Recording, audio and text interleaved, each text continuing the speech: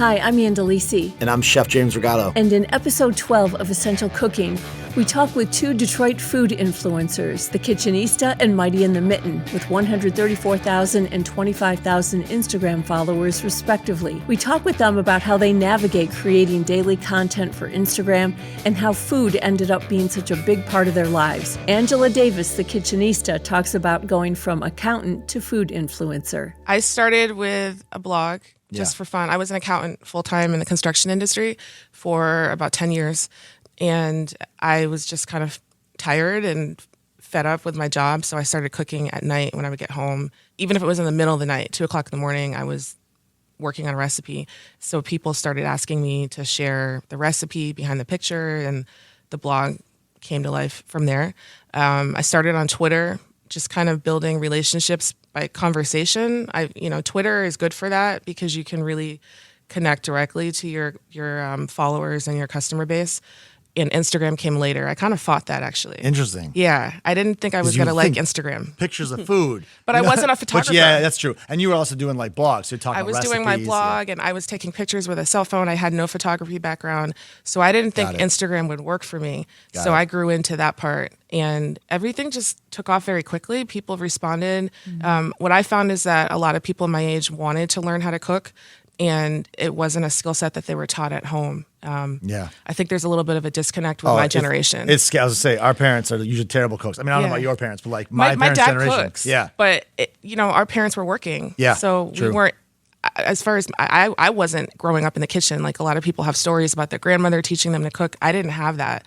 We were always traveling, moving. Yeah. So I learned how to cook as an adult from Food Network, internet, America's Test Kitchen. But don't you feel like grandparents, I feel like grandparents universally can throw down in the kitchen. Oh yeah, and both like, of my parents is like, I feel like the 50 to 65-year-old generation is where you're like, they might be pretty lousy at cooking still. My dad, he was the bigger cook in my family. Yeah, my mom too. cooks, but I think it was more out of just obligation to get something on the table. She's getting into it now. She actually texts me when she's trying one of my recipes, which is cool.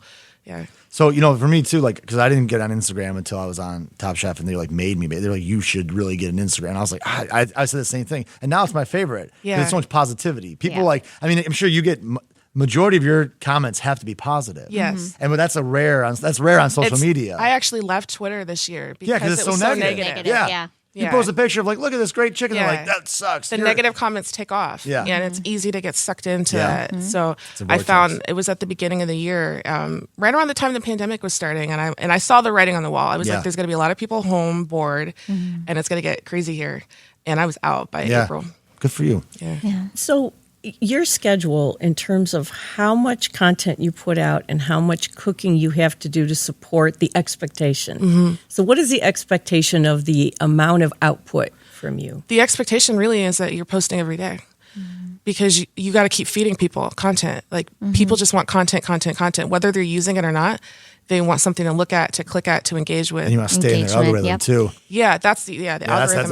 That's like a couple of years. I feel like that was like an evolution of Instagram. It's the changed, algorithm. and it's constantly changing. So you have to always kind of adapt to what Instagram wants you to do. But they don't really tell you what to do. No, you just got to figure it out. It's like filing your taxes. It's a big fat mystery. So how far in advance are you thinking about your menu and the food? It varies. It depends on the season. This time of year, I'm better at planning because fourth quarter is nuts with the holiday season. Mm-hmm. During the rest of the year, I might wake up in the morning and decide to do something as long as I can get a picture by the end of the day. Mm-hmm. That's how I've operated, and I'm learning how to shift and have more of like an editorial calendar because now I'm working with other people and I have a team kind of forming, so I have to let them plan. Mm-hmm. But a lot of it was it was sporadic. Mm-hmm. It was I let myself be inspired by whatever I saw at the market that day, and I might bang out 2 or 3 recipes in a day. So I build up a little bit of a backlog in the spring and the summer. And then now I have 8 years of history. So I can post a lot of my older content when I don't have time to do something. Yeah. So when you would have 3 recipes in a day, are you sharing all that food with your neighbors? Like, where does all that food go? Well, sometimes it's work that I'm cooking for my client. Sometimes I use that for my recipe. A lot of times it's just our family meal. Especially starting out, I didn't have a budget to have content. So every meal that I cooked was content. Right. I see. And now sometimes I do share with my neighbor. I'll have friends that will come and pick up leftovers. I freeze a lot. I was to say, well, okay, well, Yeah. I clearly am not your friend. I've been begging you. I gotta add you food. to the list. Yeah, come on, put me in the circle. In the fall and the winter, I do a lot more of those slow cooked braised dishes. Yeah, So that's so it's hard good. to do small batches. So you got to do a big pot. Yeah. So that's where I start having extra food. Okay. In the summer, it's easier to do like small plates. Right. That chicken sandwich, The Nashville chicken sandwich. that picture. That and it's so much work. I actually hate frying chicken. Yeah. I really do. Sure. But it was a great sandwich. That picture messed me. I feel like that's where I started following you. I feel like maybe I was just snooping around. I was like, okay, this is my new favorite post. So vibrant. Thank you. So Mighty, kind of like, same question for you. Like you, I'm sure, just started posting for fun, and then all of a sudden you started getting some activity. Yeah, I mean, being a California native and then moving to Michigan, I had like no friends or family here. I came here for work. And when was that? that was in 2012. Okay, so, so 2012, 2013. You got a few years now here. Yeah, I've had a few years here now, and it was purely just I worked 3 days in the ER and then 4 days off. So I spent 4 days playing, is what I called it. Most of the time it was just like whatever was in season, I'd take a picture and just post it. And I was doing this in California too, but it was mostly once I got to Michigan. I didn't have any friends or family here, so I just started doing that. And I also had a blog. Writing the recipe is so frustrating because it's like there are all these ingredients, like Asian ingredients, and like people ask where to go, what to get, what's it taste like. And I'm like, okay, I started to realize that for the most part, most people aren't going to make the recipe. So just posting it on Instagram was what I started doing more of. And so when people ask me for the recipe now, I just like divert them to like another food blog that I follow that closely resembles my recipe. And I just tell them, okay, look at this, read this, and try to follow that. I mean, and That's I tell, smart. And make it your own. Yeah, make it your own. And also because like I don't want to give them exact like measurements because Asian cooking is very much like the little bit of this, little bit of that. And I also want people to hone in their palate and learn to taste for things, like, oh, okay, it says exactly 1 teaspoon of salt. No, not really. You might need more. So I can attest to that because Mighty did a pop-up at Mabel, and I remember like we were like having to like wrestle her every day for like, what do you mean? Like, what are you talking? What is this recipe? What are you doing? Like, you get scale, or Mighty would like, make like a quart of something. I'm like, okay, we're gonna need to do that. You wanted to kill me 15 more times. You wanted to kill me. It was awesome. It was great. It was a good learning experience. It was good for all of us, Yeah. and the flavors were incredible. I mean, Mighty's food's fantastic, and so I guess like Mighty, you should, because this is radio. You have you're half Chinese, half Vietnamese. Yeah. My dad's Chinese. My mom's Vietnamese. I've always grown up with eating both styles of food. It tends to be more Vietnamese during the summer just because we have like an abundance of vegetables. And then during the winter, it becomes more like hearty meals. So like soups, braises. Meat is always the accent just because like they're poor countries. And so you eat less meat and more of like veggies and starches and like carbs. So rice is always at the table, and noodles. And that sounds awful. It was terrible. It was terrible hosting. Yeah, I mean, but it's just like so much flavors, like just like lemongrass and like kaffir lime leaves and like I just fish sauce. Everyone's like fish sauce is so salty. It tastes so weird. It fish sauce smells is amazing. funky. Amazing. But your XO too. Mighty makes that XO. I feel like that's like, XO is one of those recipes you can find a million recipes online, but like you got to have like swagger. You have to make have this it. taste. Yeah, and like I just, as a white dude, I cannot make XO. I don't even try. Yeah. And so I buy XO from Mighty and bring it to the restaurant, and then I use that. But I mean, okay, so speaking of that, like, I mean, Instagram was just like, this is what I did for fun. And then I started gaining friends this way, and it was great. I've like met some of like my best food friends on Instagram. And we hang out and everything now. I mean, including you. I went to your restaurant. Yeah. And but now it's okay. Since I've gotten this following, people are like, "Hey, where do I get this? Or how can I have this? Can I buy this from you?" And I'm like, "Sure, okay." They're like, "I want your dumplings." So I just started selling dumplings. I was doing my milk bread, and that milk bread recipe is like my mom and I's. Like I can't give that recipe. She's already told me like. Unless you have your cookbook, even then I have to consider it. You're not sharing that recipe. Yeah. So I've done pop-ups at Sister Pie, but for the most part, people will come pick up and they're happy to. So you're selling actual food to people that are kind of hitting you up. Especially since COVID has happened Yeah, too. definitely. And then, but Angela, you're selling more of like recipes, content, I pictures. sell the digital cookbooks and I do advertising with brands. I have done events and pop-ups and dinner parties, but a lot of that went away with more COVID. frequently. The income is through like the branded intangible, partnerships. Yeah, the intangible, and then more of your. I guess like revenue would be from the tangible. Yeah, it would be that. Or, and I do have like private clients that ask for dinners, and I've had people ask me to do private dumpling classes, and I'm happy to do all these things. I'm like, it's always based on their own comfort level, especially right now. And before we figure out all the logistics and how to safely approach it. And I just think right now, like, it's great that everyone's getting back into like carbs now. Like, yes. I'm so carb. I love this time of year. I said this. I was like, yo, you can't find flour anywhere in the country. This is now you can, but like back in like March, April, May, I was like, yo, there is like nobody's gluten free. Yeah. Like pasta and flour were the first things that like sell out. I was like, all right.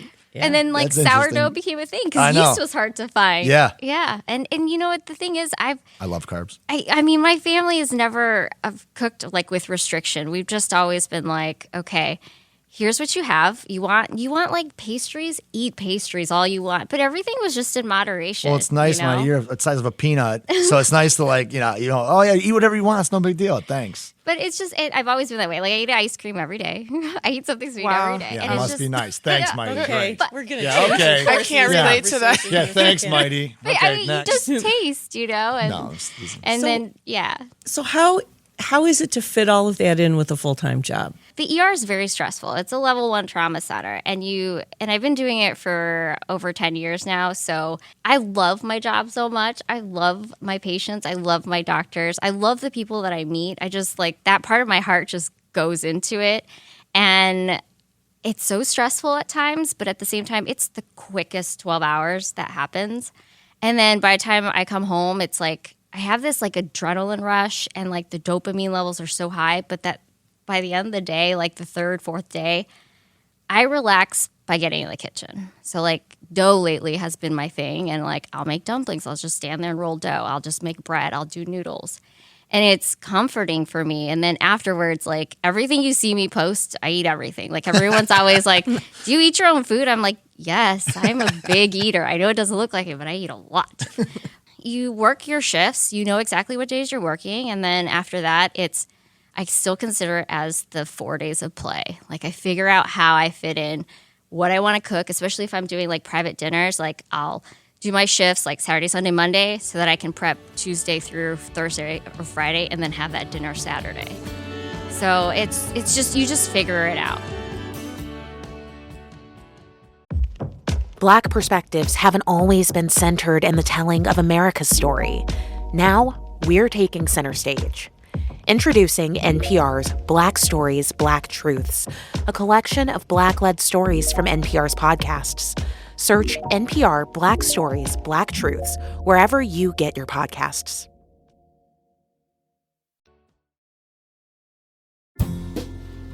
So how about, because both you guys kind of do like side hustle, content creating, Instagram, like, which you have dabbled, both of you, like kind of put your toes in the restaurant industry. Obviously, we've done pop-ups. You've sold classes and stuff.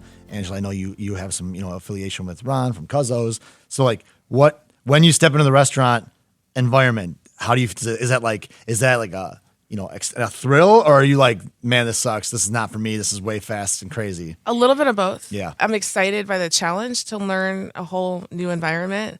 I started doing events a few years ago, and a lot of times that was in commercial kitchens. So it was intimidating to walk in and see all this equipment, and the layout's different, and learning how to work with other people running around you. But I enjoy learning like the new skill. But in an actual functional like working restaurant, that's scary to me. Yeah, like sure. The line, like when I walked into, I think Cuzzo was the first time when the line was like, it was just crazy. Oh yeah. And I like my calmness in the kitchen, working by myself, like you. Like that's my safe space. Like that's where I meditate. The like, zen is gone. Yeah. It's like flying a kite to flying an airplane. It's like it's like relaxing to it feels like murder. Yeah. Let's talk about the technical aspect of what you do, because you can cook really great food, but if you can't make it look good, then nobody's going to want to look at your accounts. That's the key. And this is your branding right here, is to make the food look good. I would say it was maybe 3 or 4 years in. where I started using real cameras and understood how to work a shoot and get the angles that I needed. And like my day starts early because sometimes I have to take pictures of like my mise. Like I have to lay everything out. You take pictures of that. I'm writing notes for every step because I also have to develop the recipe. So every step that I do, I'm taking a photo, multiple photos. Like at the end of the day, I might have, I don't know, almost 200 photos to go through for one recipe to go through for editing. And it's very intimate. I'm like, my camera's like, my face is in the pot. Like I try to get really intimate shots. Like my goal when I'm shooting a recipe for the blog is for somebody to feel like I'm right there in the kitchen with them and can walk them through that recipe.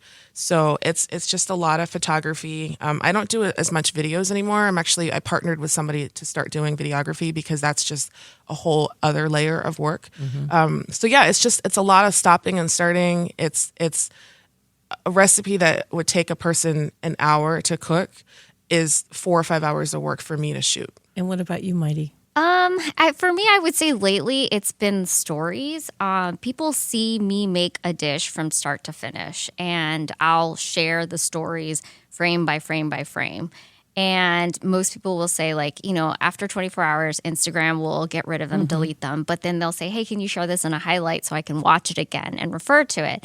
So my engagement lately has been mostly through stories because people feel like that personal connection when they can talk to you versus just making a comment on the picture and then you responding to it, which at the end of the day, they'll see the final picture presented as beautifully as it can be with the perfect lighting. But during the process, people will see, like, I'll mess up. Like, I don't have any problems telling them, like, okay, this dough is not coming together. I've already tried 4 or 5 times. It's frustrating. So. How much time do you both spend engaging with people who are engaging with you? Like, how much? So there's the coming up with the recipe, there's the making it, there's the filming it or taking the shots and following it or writing about it. And then there's everything that comes after that. So now it's out there. Everybody starts responding. How much of your time is spent doing that? All day. Yeah, that's literally all day. That's all day. I try to.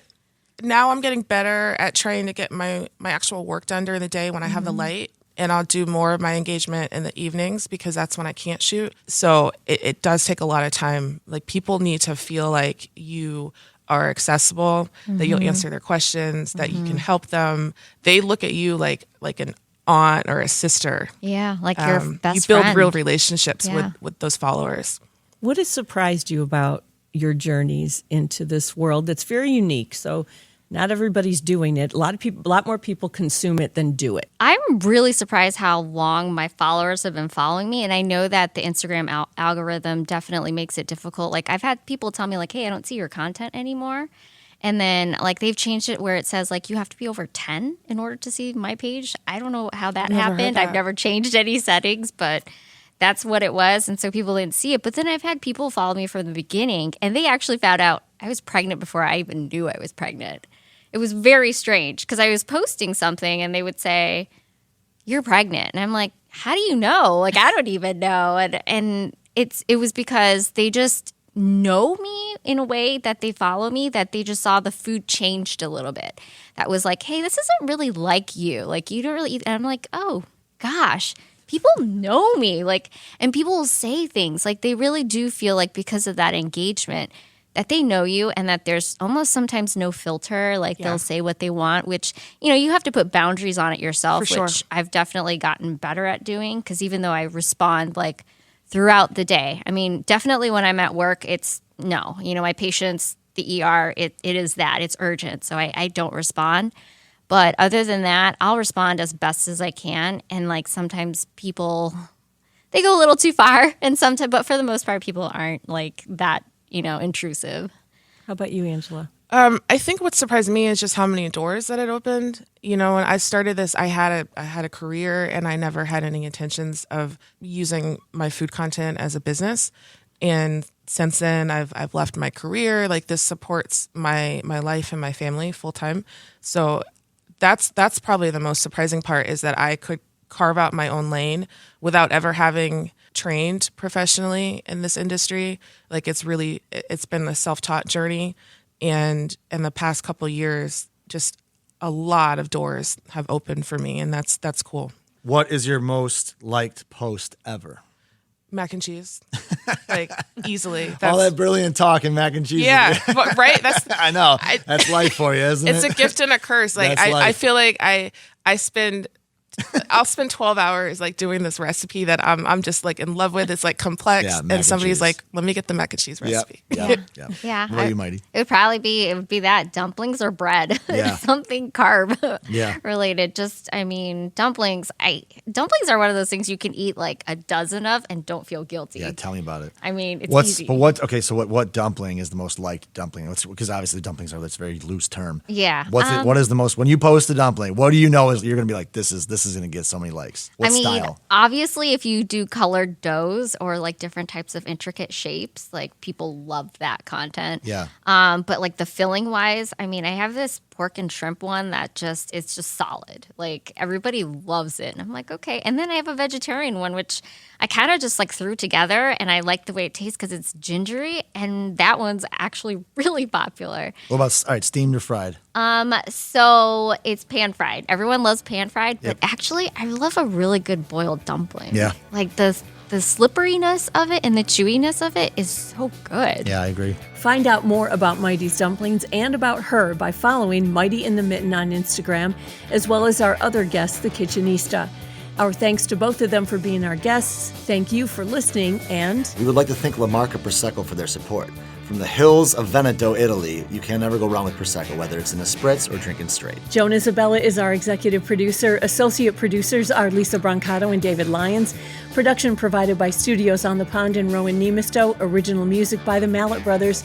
This is a production of Detroit Public Radio Station, WDET. Subscribe on your favorite podcast app and join us as we explore the world of food and how to cook it right here on Essential Cooking.